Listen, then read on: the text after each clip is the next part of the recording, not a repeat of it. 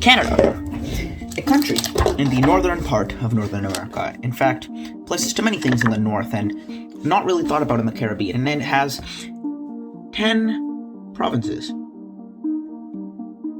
But what if there was another? What if there was an 11th province? In the Caribbean. Now look, I know what you're thinking. Rishi, what are you talking about? So, let me explain. This whole story starts about 1,000 years ago, and this dude named Leif Erikson went on an expedition from Europe to North America. Then he wrote a book about it, and realized most of Europe did not know how to read. So then everyone forgot about it until 300 years later, approximately, this new dude, Christopher Columbus, decided, I want to find Asia. So he goes the wrong way to North America, but he doesn't know this, and he finds the Caribbean and calls it the West Indies, but that's not really important. This set off the colonial era, and people started colonizing the Americas, and this includes the British. And long story short, they get a couple territories, and the two that we're talking about is Canada in the north and Turks and Caicos, an island in the Caribbean, and is currently a British overseas territory. Probably wondering where Turks and Caicos is. You probably know where Canada is. It's really big, and I know I could show you a map, but I have a globe here, so let's just check this out. So on this globe, we have Canada in the north, and on the southern part of the globe, we have the Caribbean, which is over here beside Central America. The Prime Minister of Canada, then Robert Borden, in 1917 proposed that Canada oversee Turks and Caicos. However, this was immediately shut down by the leader of the UK, well, the Prime Minister, I think, because he just really wanted to have more British ports. But you're like, 1917, that was a long time ago. That's like over 100 years ago. How is this relevant today? Well, it just keeps coming up. Hello, and welcome back to Rishi's computer station area thingy-mabobby. Today we're looking at the Wikipedia page for the proposed Canadian annexation of Turks and Caicos Islands in the history section, which is, it's way too long for a Wikipedia page than you would expect. So we've just gone through the early history of 1917, but now we're in the reemergence of the movement in the 1970s. Now, quick info on Turks and Caicos. Turks and Caicos really has not had a very good history when it comes to being an independent nation. In fact, even being an independent colony, it was run, look, there's many different, there were many different British territories in the Caribbean. There was the Bahamas, Jamaica, Barbados, Trinidad and Tobago, all of which have one thing in common, that they've all, at some point in time, governed Turks and Caicos through the British Empire. But anyways, in 1973, the island's territorial council prepared a petition to the Canadian government seeking a closer form of association and asking Britain's permission to do so. The council sought to expand its economic integration with its large North American neighbor in the midst of a faltering domestic economy at the time. An excerpt of the resolution reads, "Be it resolved and made known that the State Council of the Turks and Caicos Islands desires to thank formally the Canadian people and their government for the considerable help and advice received by these islands from their time in recent years." I did not read that properly. The State Council recognizes the urgent need for both long and short-term solutions to our present constitutional, financial, and economic problems, further resolves that it would welcome additional professional and technical advice from both governmental and non-governmental organizations so that we may benefit from your long and loyal membership of the British Commonwealth. In particular, the State Council would welcome far greater official contact between our two governments and herewith cordially invite a Canadian parliamentary delegation to visit these islands and advise us during these days of decision.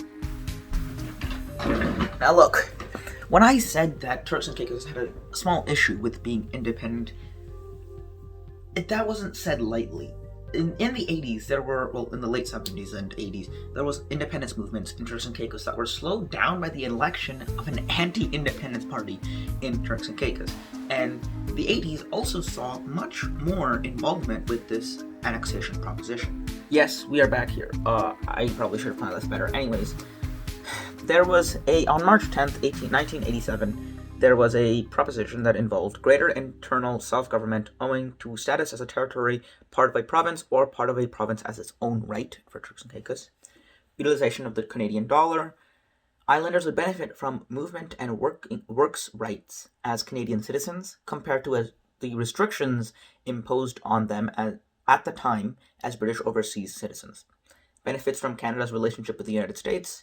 Several benefits stemming from economic integration, such as reliable domestic tourist market, domestic access to the Canadian educational system, governmental assistance programs, and judicial systems. The motion also laid out concrete steps that the nations might need to take to move towards integration. The list has since been cited as the steps and that both nations would take if the process were to be initiated in the future. I cannot say words. Adoption of a common currency, designation of Canada's Governor-General as the Queen's representative, thus replacing the current governor, a closer economic association between the two countries, any change in procedures to our mutual advantage that will assist the entry of Canadians to the islands and of the islanders to Canada, and provision of efficient direct air service between the two countries. I've not been outside in a while. Anyways, this is a good time to talk about the differences and similarities between the Turks and Caicos and Canadian islands. The currency was mentioned twice there, so you might be like, Turks and Caicos is just using the British pound, right?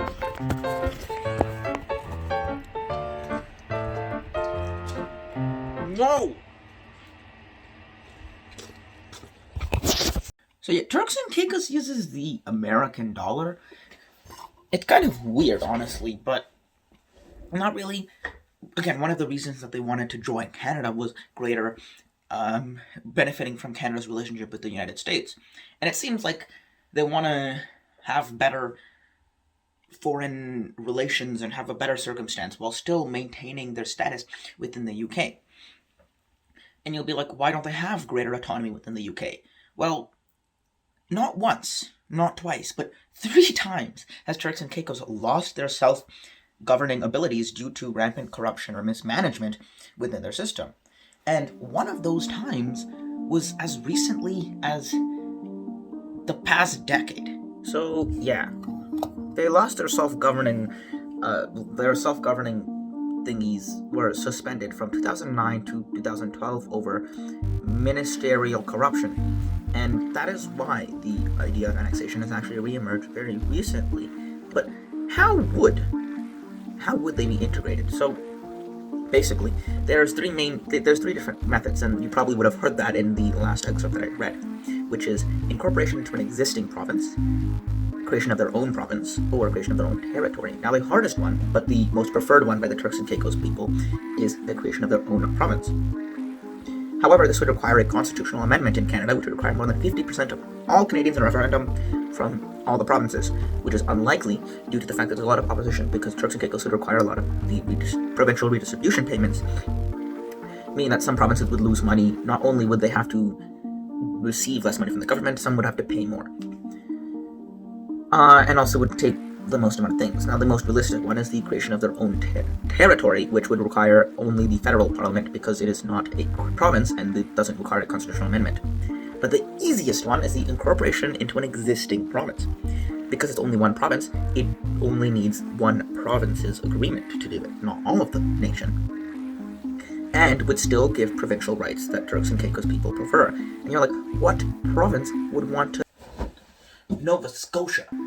They had, in 2004, they had a resolution which basically reads, whereas the Turks and Caicos is a Caribbean treasure consisting of 40 islands and a population of almost 19,000 people, it is 50,000 now, that is currently a British territory, and whereas the government of Turks and Caicos has expressed an interest in joining Canada, and whereas the province of Nova Scotia, my favorite province, has a long and proud history of conducting trade with the Caribbean, therefore be it resolved that the government of Nova Scotia initiate discussions with the Turks and Caicos to become part of the province of Nova Scotia and encourage the government of Canada to welcome Turks and Caicos as part of our country. Honestly, at the end of the day, I just think this is a bit of a funky story, which is the reason I made this video. I think it'd be cool if they joined, but also, honestly, at the end of the day, it's highly unlikely this is actually going to end up happening because of bureaucracy and different negotiations and other political things are always going to happen. But I just think it is a fun Easter egg of the world. And an interesting thing that happens that you probably didn't expect to happen.